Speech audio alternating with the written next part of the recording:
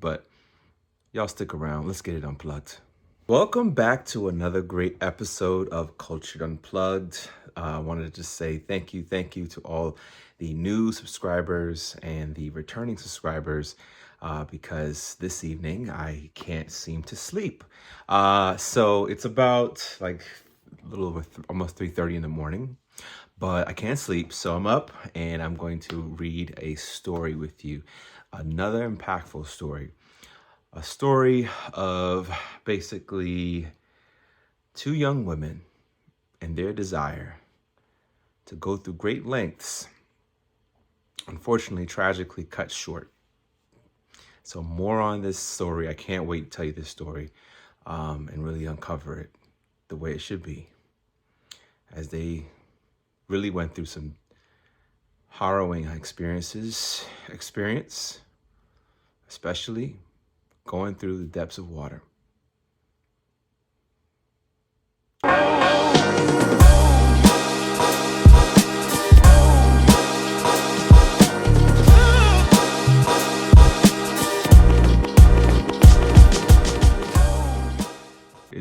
It's really late. I can't really sleep.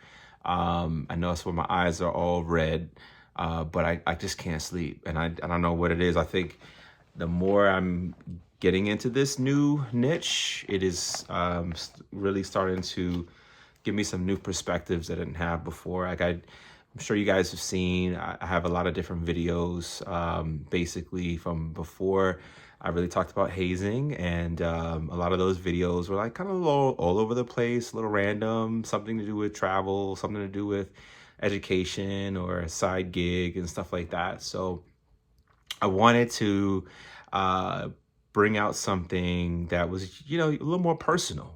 And that personal piece, I think, is what tells a better understanding. And some of you have mentioned in the comment section how I was able to, really turn something bad and make it a great thing. And I have to say, I agree.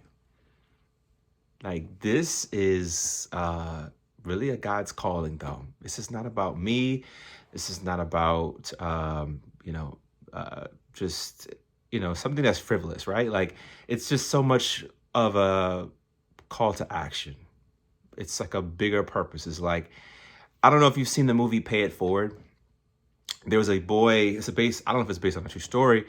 I believe it is, actually. No, it is. Okay.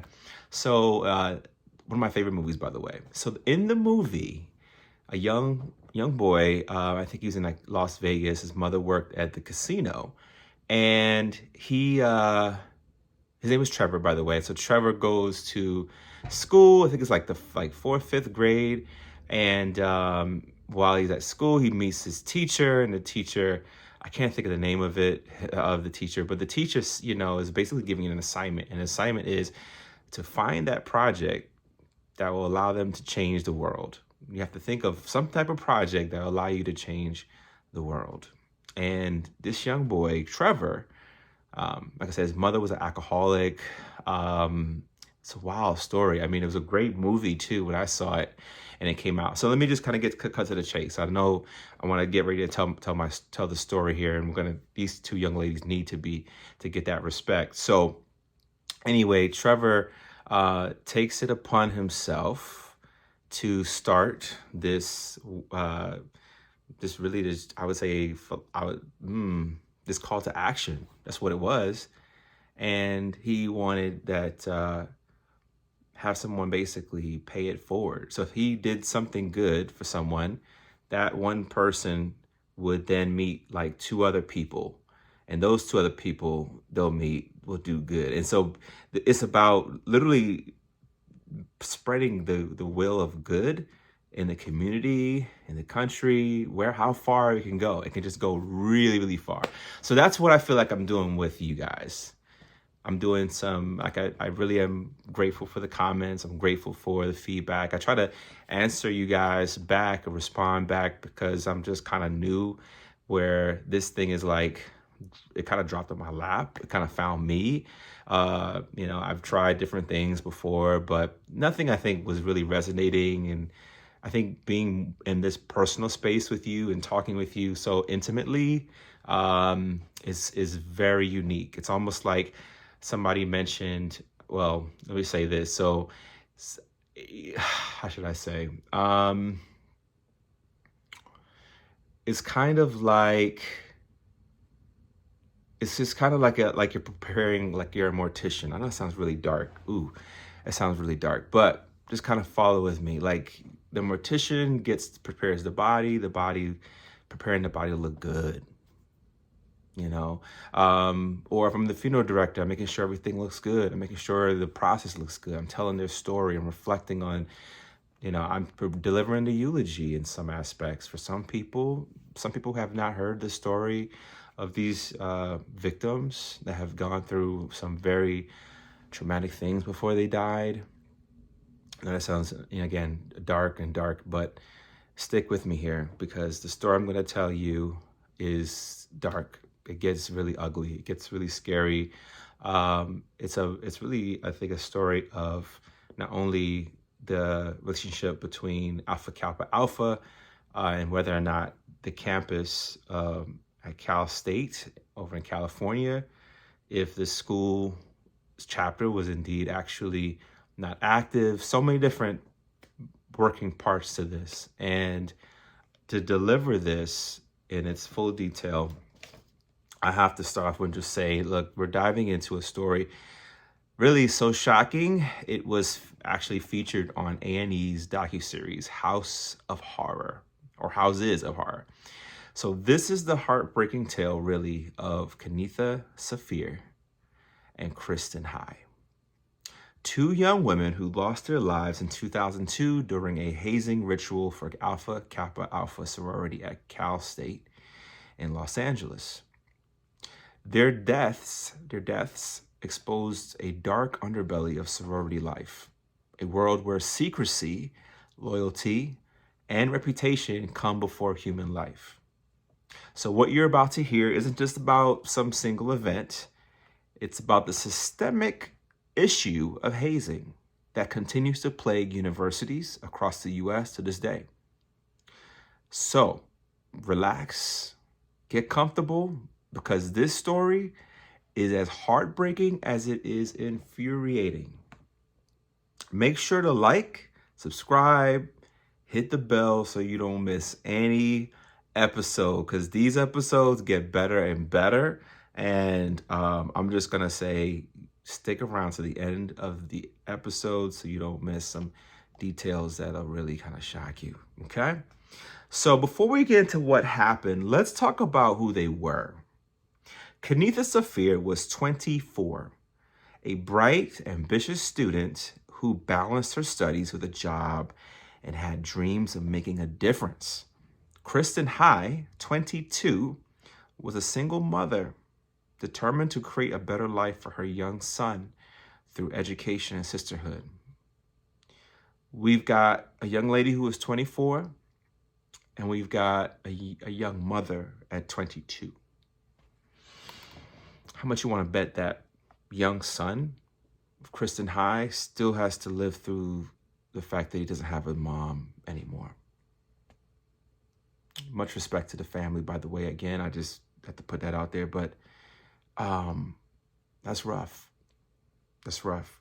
So here we go. Both women saw Alpha Kappa Alpha not just as a sorority, but as a network of powerful Black women who could help them achieve their goals. Tragically, that dream would end at Dockweiler State Beach. Their story was so powerful and disturbing for the fact that it was featured on A&E's Houses of Horror. So that brought, of course, national attention and exposed the hidden dangers of hazing in Greek life. Am I making sense here? So their story was so harrowing, so tragic, that it had to be featured on a network show. And I would say this before, I remember it coming up, but I didn't watch it for some reason. I don't know why, but at the time I was just too focused on other things. But when I got the reminder about this and I wrote this story, wrote up the script and everything, I'm thinking, wait a minute, dang, that really did happen. So let's get to what happened so we can get to the facts. Because if you haven't heard the story and you want to stick around, okay? September 9th, 2002, Kenitha and Kristin were allegedly blindfolded and forced to perform grueling tasks in the ocean. Could you imagine, if you will, you could be at anywhere in the world, right? Or any part of, where you're at living, like right now. It could be, in the grass. You could be in the, somebody's house, a warehouse even. And you're getting beat on, you're getting slapped or whatever. But now you have to add the pressure of everything else that you would have where you're safe on land. Now you're in the ocean to do this stuff. Here's some more about this. So the grueling task. So despite the high surf warnings, Kristin, who could not swim, remember she's the young mother. Kristin, who couldn't swim, struggled when she was pulled under. It was Kenitha that tried to save her, but guess what? She was also swept away. Both of them drowned. A young mother and another young lady, two young, bright souls who had aspirations of joining Alpha Kappa Alpha. And the fact that they had a chance and they couldn't continue over some foolishness. What high surf warnings. Okay? High surf warnings, and they're out there in that water to join the sorority. And here's really the shocking part. Sorority members reportedly hesitated to call 911 immediately. They feared that the incident would expose their hazing practices. So according to Houses of Horror, this delay may have cost them really their lives. Cover up. A consistent process or replication of just a cover up. What's going on here? How does this make sense? So this is the next thing. According to Houses of Horror, this delay may have cost them their lives. And I just want you to think about really the immediate danger. And their first concern, of course, like I said earlier, was secrecy. If you think you couldn't get worse, it does. Kristin's mother filed a wrongful death lawsuit, claiming that Alpha Kappa Alpha not only denied the hazing, but actively worked to cover it.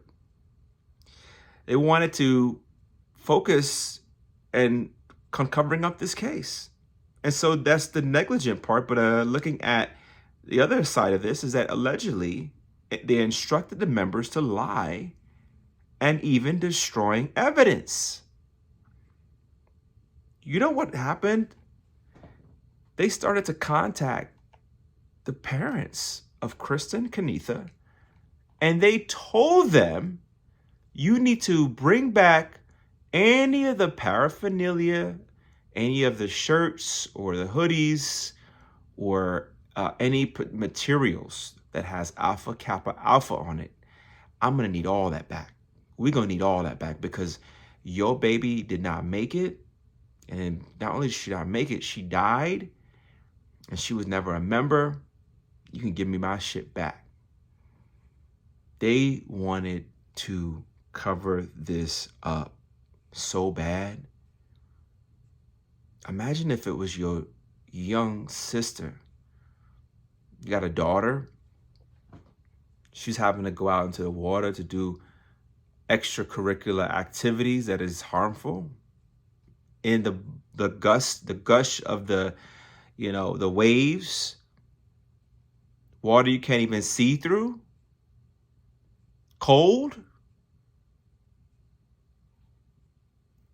California water is cold, freezing even. I don't even like getting up in there. Santa Monica, Cali, if you're watching from Cali, what's up? Okay. I don't like to mess around with California beach water. But let me keep on going because I'm getting off a track here, okay? So basically the thing about this is that A&E's docuseries detailing how the sorority national organization quickly distanced itself, suspending the chapter but refusing to accept liability. A&E's docuseries detailed how the sorority's national organization quickly distanced itself, suspending the chapter but refusing to accept liability. So this isn't just about a story about hazing gone wrong. No, not at all.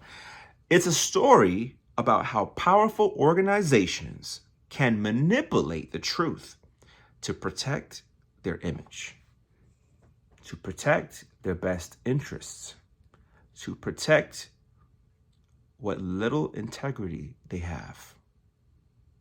Have you ever seen an AKA event, or you ever seen how AKAs present themselves to be?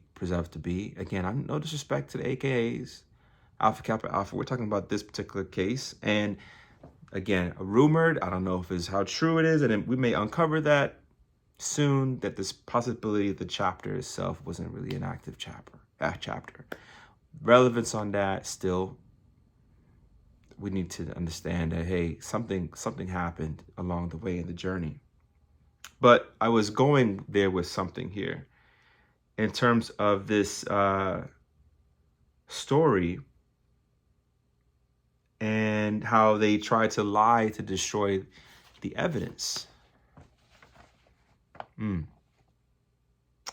So it's about protecting their image at all costs, a cover-up. That's the problem that we have. So really, I'll say this next. The next jaw-dropping detail about this, and this was covered also in Houses of Horror, this wasn't the first time Alpha Kappa Alpha faced hazing allegations. Multiple complaints have been filed against that chapter, but none were taken seriously. Universities often downplay hazing incidents to avoid bad press, making them complicit. So in 2023 alone, over 50 hazing-related deaths were reported in the U.S. I'm reading that, that's very alarming. How many of those could have been prevented if universities actually enforce anti-hazing policies instead of just paying lip service? We gotta do better. I remember talking about the last video about Donnie Wade Jr., and I'm thinking, wait a minute. The big focus is for college campuses to adopt an audit system. 2023, over 50 hazing-related deaths. We got a problem, America. Not just, it's almost like at this point, at this rate, it's literally step aside fentanyl, step aside opium, step aside, what else we got here? COVID. Is COVID still around? They got COVID plus right now going on. Measles is going on right now. I mean, we sick all over here in this country, man. Like, we are sick, right? We got an epidemic. We have an epidemic. And the problem is that we're not talking about it enough. We're not making things tougher because the influence and the culture and the demand for and the ire and admiration for being a part of a fraternity or sorority or organization in general is so strong and complicated and complex. I don't believe that what I'm sharing with you will necessarily end or create a movement that will literally end it, although 100%. It's just, I don't think that's possible. God has, again, proven me wrong plenty of times.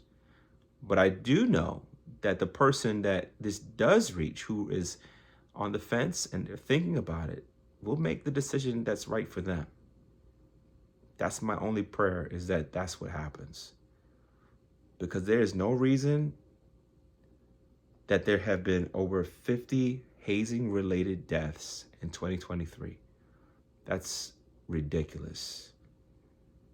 That's ridiculous. And it's starting to become like a serious epidemic. And we can see that with recent case of Caleb Wilson. I mean, I bring him up because he's just another number at this point. And again, no disrespect to the family or friends or anything like that of Caleb Wilson. This is giving my full respect here when I say he should be alive. He should be. He should be here. And by the way, if you didn't already know, they got Kyle Thurman. Kyle Thurman is the 23-year-old, 24-year-old, graduated like a minute ago from Southern University. Spent some time, and they got him. He's detained. He's in custody. We talked about Caleb McRae. Caleb McRae, by the way, is what's going on with Caleb McRae. He is out on bond. And then the one person I'm really shocked, Todd Smith. Todd Smith was also a graduate, I think, of 2019. And so he's been a little while. We talked about how the line before, previous lines of, fraternity chapters, right? So previous line, alumni, the line will have its own name, like, fall 06, spring 07, spring 2023, fall 2022, fall 2019, spring 2019. You know what I mean? So fall or spring, that's typically when they'll probate out, they've gone through the ritual and all that stuff, and they've ready to pop out into a probate. So what you'll see a lot of times, like I said, that final initiation after the hell night, after the many weeks that they've had to just not be seen on campus, or just pretty much hiding in the shadows. Some of them with coming up to probate with injuries that are really, really shock you. Injuries that some of them have to still contend with and still live with. So there's a trouble there for me. And that's why I think we've got to do a better job. Again, the accountability is top to bottom. And the culture itself is just too ingrained at this point. The only thing we can do is treat it like any other sickness. It's a reason why we go and make sure we take care of ourselves for the most part, and prevent ourselves from getting extremely big or, being unhealthy. I'm going to cut the fat. I'm going to be the doctor now. If I can just cut off, if hazing is like the fat, then I'm going to cut it off as much as I can, just like Dr. Now. If it's like a situation where, hey, we got to get people to change the mindset, to have some seminars, then I've helped cut the fat. I've helped make a dent. Schools need to adopt having seminars, and there needs to be more people talking. I want to actually talk to stophazing.org. I want to create a donation fund for victims. That's another thing too. I'd like to be able to take any of your donations and take 20% and give back to the victims, give back to the organization that will support the victims. So much work to be done. And I'll say that we're waiting again for Isaiah Smith to turn himself in, which is supposed to be on Tuesday. Will be essentially today. So later today, he will be turning himself in. Supposedly, I'm assuming he needed to gather himself over the weekend when he was supposed to report and turn himself on Friday. I find that troubling and disrespectful to the Caleb Wilson and his family and any other victim with hazing, because they didn't get a chance to prepare and make arrangements. So we're gonna go back to this story. Every time I talk about this Caleb Wilson story, I get fucking pissed off. Excuse my language, y'all. Forgive me, Lord, forgive me. This story isn't just really about one sorority or just the fact that 2 lives was lost. It's about a toxic culture of silence and loyalty that permeates Greek life across the country. According to the National Study of Student Hazing, more than a half of college students involved in clubs, teams, and organizations experience hazing. Most actually don't even report it. Why? Because they're taught that loyalty to the organization matters more than their own safety. Can you read that again? They're taught that loyalty to the organization matters more than their own safety. You see what I'm saying? It's the commitment. It is a psychological pull. I'm going to share this little quick thing. I have a person's story that I'm going to share on the show probably next week. I got so much content stuff that I got to work on. This is like again, guys moving. So let me get back to this young man's story. So he told me he was seriously injured and from after joining a particular fraternity. And I'm trying to help him protect his story, his identity. So basically what happened is he got injured. I think is what he told me. He got injured, and that through that injury, after trying to pledge a fraternity, things I guess went south. He had went to the hospital, and he had a whole investigation and stuff like that. And so he was, his mother was basically a sorority, a Black Greek letter sorority. I can't remember the name of which one it was. I'll explain more at a later date. But basically, when it came down to the legal aspect, and he wanted really like, Mom, like, are you gonna be ahead of this with me? Like, are you gonna protect me and be my support? Because of her loyalty and commitment into that organization, she basically left him out to dry and said he was alone on it. That he wasn't gonna get any type of love on really going after the sorority. So it makes you wonder, is the sanctity, so to speak, the sacred aspect of the bond of being a pledge, being a part of an organization, does that oath that you took, does that oath mean that not even your own flesh and blood can earn your protection and your love? Your commitment lies with your organization and not your own family.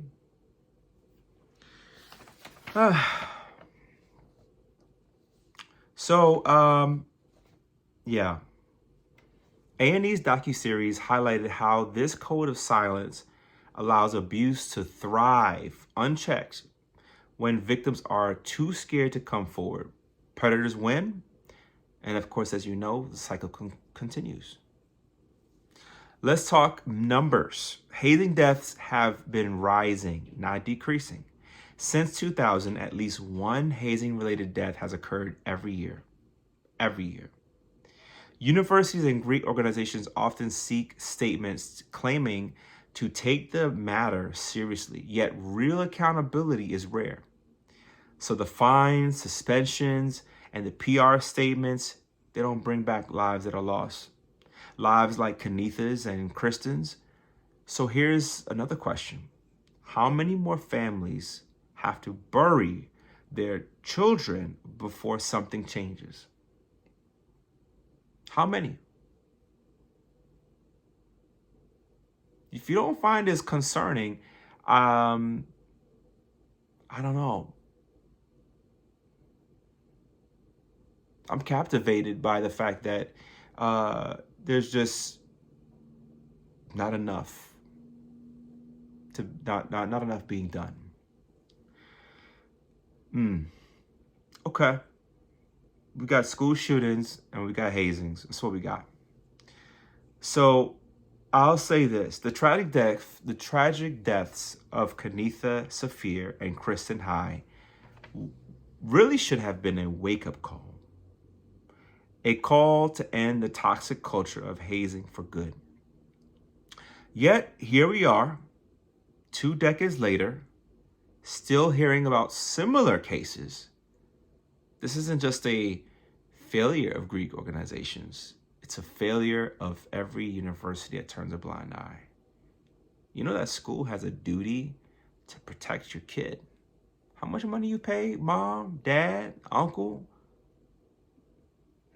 How much money you pay for your kids to go to that in-state school? No, actually, no.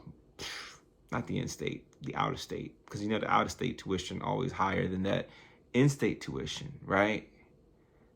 You sending your school, let's say you live in Delaware State, right?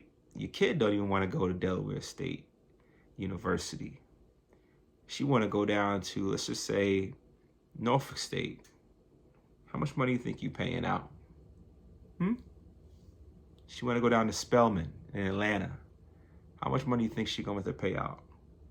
You sending your kid all that money, financial aid, and additional to that, where education doesn't now become the real focus when you get online and to try to join a particular sorority like Alpha Kappa Alpha, that money that could be really focusing on the books that she's struggling to pay for. School books not even being the most focused part of it. Not even be able to get the necessary toiletries and supplies that she needs as well. But you want to put another $1,200, $1,500 for a membership to get your ass split open? Possible? Again, I'm not saying that this is something that would happen, but the possibility of harm, whether both physical, going through high waters and drowning, that should concern you. You should never pay for that. Why would you want to pay for your kid to go through an experience that could cost them their life? Isn't it already expensive? Again, I don't mean any harm, but I gotta keep it real. I'm keeping it 100. This is just, I'm upset. I'm upset for the young lady, Kristin High, as a young mother, Kenitha. I'm upset. So, what can we do? First, we must demand transparency and real accountability from both the universities and Greek life organizations. Second, if you ask me, if you or someone you know is experiencing hazing, you need to speak up. I'm going to say it again. If you or someone you know is experiencing hazing, you need to speak up. I heard somebody in the comments say, "Oh well, a lot of us is grown watching your videos, Chris." I would say that you gotta talk to young people. Young people not listening. Well, don't you worry. I'm on TikTok as well, so I am talking to the young people. Young people are hearing me. This is a little more chill. Like, I am on TikTok and I'm a little more hype. I'm a little more gangster. Here, I'm a little more like Teddy P. I'm more like Barry White. Like, even Rick Ross, some people call me. Yeah, so I don't know. I'm chill over here. Like, this is great. With y'all, I could talk to y'all and y'all could just give me some, nice tips at the bottom. And anyway, I feel like with y'all grown people, we the smoker section over here. You know what I mean? By all means, I love to just politic with the grown folks. So this is like great. But if I'm talking to grown folks, then you need to do your part and talk to these kids. Have them be encouraged to speak up when they see something. If you can go and, to any public place like a train station or subway in New York. I'm from New York, by the way, Brooklyn. Shout out to anybody from Brooklyn, by the way. But if you go to these places, right, even the airport, what do you think they say? If you see something say something. If you see something, say something. Tell these kids when they go to the HBCU that they're going to, or they're going to the PWI or the community college, wherever hazing can occur, you tell them to be the bag. I should say this. Let me go back. If they see, someone that would represent or synonymously think about, like if they're like that bag that looks suspicious, say something. If you see something that looks crazy, somebody got, limping, someone that's having a hard time breathing or holding their side, or just weird. Usually a person is going through that too, they smell. I smelled bad. I didn't really wash because washing was painful. I couldn't even, half the time I didn't want to get out of bed. I was dying, people. I was dying. And I was going down so fast. And it, like I said, the grace of God. You got to pray to God to pull you from the things that can bring you down and keep you at a place, like it's a deep place. You know what I had, people? I had a deliverance. If you ever seen that movie, it's on Netflix. It is a good movie. Deliverance. I had a deliverance. Okay? And I swear that the demon aspect was, like behind my ass with that injury. And it was like telling me, like, I'm your nappy cut. I'm your nappy. Oh my goodness. If you've never seen the movie, you won't get that joke. But if you've seen the movie, you're probably laughing. Anyway, let me get back to this. Lord, man, I'm pissed off. Anyway, so as civil rights activist Audre Lorde once said, your silence will not protect you. Remember Kenitha and Kristin's names. Share their story. Break the silence. And help ensure that no other family has to endure this kind of loss. If you found this story so important, make sure to like, share, and subscribe. And for more content that exposes the truth, we'll get it unplugged. But before I go, I just want to say again, thank you for watching. I had fun, but I also had, it was really hard to get through. So I'll ask you that if you would like me to create like a donation fund, what I would like to do is set up something like that, but I'd love to hear your thoughts on that. I have some ideas, but I'd love to get more. And, I'm also looking to go down to Baton Rouge. I want to be able to cover this story in person. So definitely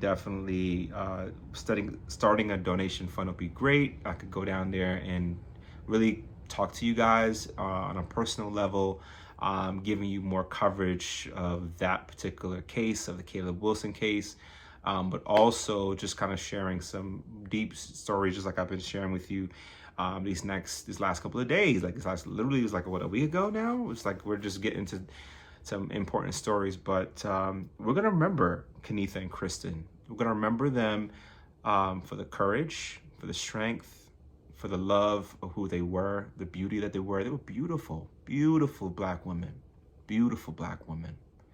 And it wasn't right. Rest in peace to their souls. Rest in peace to their spirit. Much respect and love to their parents, to Kristin's son, who's I'm sure is like a grown man now, right? Yeah, rest in peace. And I'm humbly for me to if you knew someone who knew Kenitha, Kristin, if you knew Kristin and Kenitha, I send my 100% condolences, and they didn't deserve it. They didn't deserve it, and I think we all know that. So it's been a pleasure and it's been an honor. I have to, I probably got like 2 more hours and I got to be out to go to work. But yeah, So I'll try to drop in also some time to just share your comments. Keep on sharing your comments. Let me know how you felt about this video.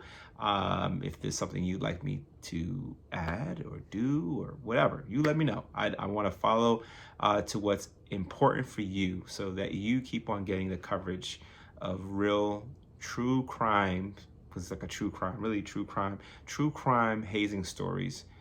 Some will shock you, some will move you, and some will just downright horrify you. Let's get it unplugged.